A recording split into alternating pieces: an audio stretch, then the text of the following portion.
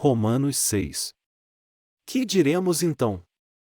Continuaremos pecando para que a graça aumente? De maneira nenhuma.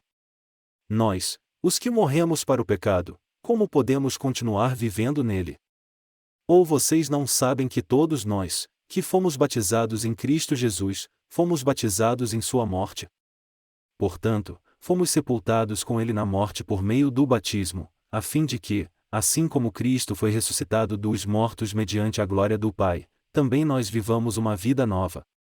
Se dessa forma fomos unidos a ele na semelhança da sua morte, certamente o seremos também na semelhança da sua ressurreição.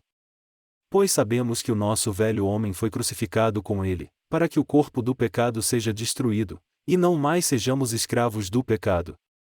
Pois quem morreu, foi justificado do pecado. Ora, se morremos com Cristo, cremos que também com ele viveremos. Pois sabemos que, tendo sido ressuscitado dos mortos, Cristo não pode morrer outra vez, a morte não tem mais domínio sobre ele. Porque morrendo, ele morreu para o pecado uma vez por todas, mas vivendo, vive para Deus. Da mesma forma, considerem-se mortos para o pecado, mas vivos para Deus em Cristo Jesus. Portanto, não permitam que o pecado continue dominando os seus corpos mortais, fazendo que vocês obedeçam aos seus desejos.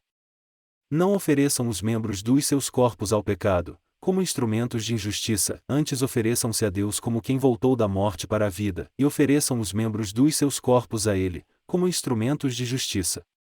Pois o pecado não os dominará, porque vocês não estão debaixo da lei, mas debaixo da graça. E então? Vamos pecar porque não estamos debaixo da lei, mas debaixo da graça? De maneira nenhuma.